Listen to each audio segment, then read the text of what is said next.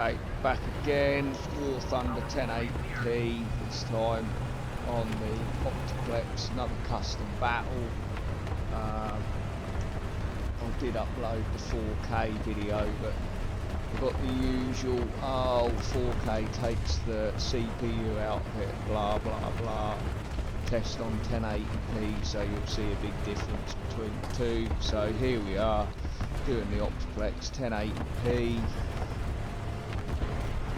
Well, yeah, I personally think now we're recording at a lower resolution. It's not going to need the extra threads as much. I think the i5 is going to beat this, most likely, as it's running on a lot higher clock speed, but we'll see. Anyway, you can see we're averaging 114 FPS at the minute.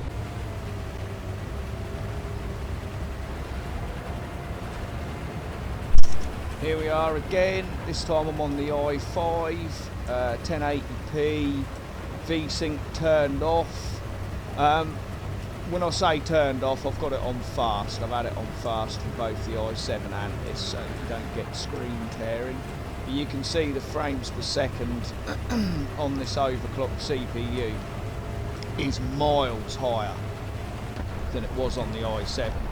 And the reason for that is because this particular game doesn't really need that many threads. I mean, wireless recording, you can see there I did get quite a big frame drop, where you won't get that while you're capturing with the i7, but if I wasn't doing the video recording, you won't suffer them frame drops. But I'm still recording at 1080p while playing at 1080p, which does use some overhead, and obviously being 4 threads down, that is going to make some difference.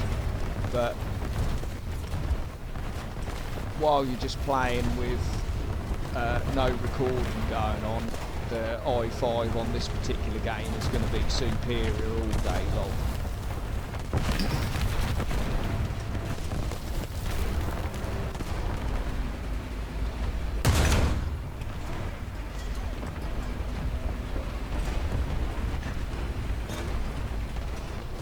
I've tended to do my tests with VSync on because I've been testing budget hardware, and ultimately if you're only paying sort of sub £400, I would expect that you're not using a monitor with a high refresh rate. You're always in the main going to get smoother gameplay if you have the VSync on.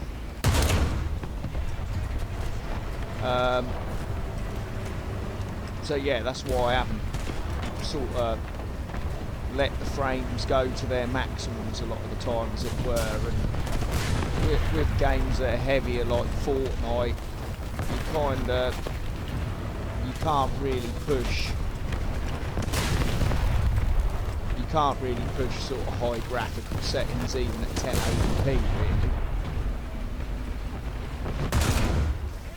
Just kind of found that what I'm doing now is just academic. It's just purely because someone's sort of said that 4K testing is a waste of time for CPUs because the CPU's taken out.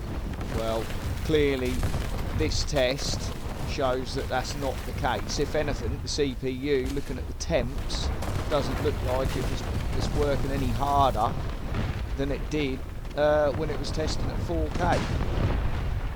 Because there's less things on the screen for it to have to worry about where they are. I think the old thing about 4K not using the CPU is back in the days when people were doing 4K tests, when the graphics cards weren't really good enough to be doing 4K.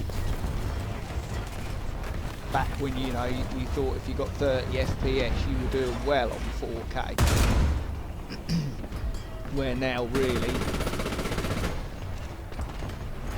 if you can't get 60 FPS you don't really want to be doing less than 4K in my opinion.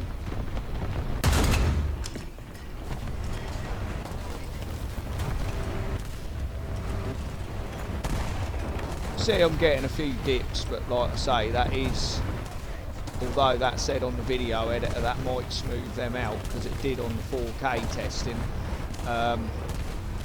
But if you weren't doing any sort of recording or streaming or anything like that, this i5 is plenty good enough for this particular game.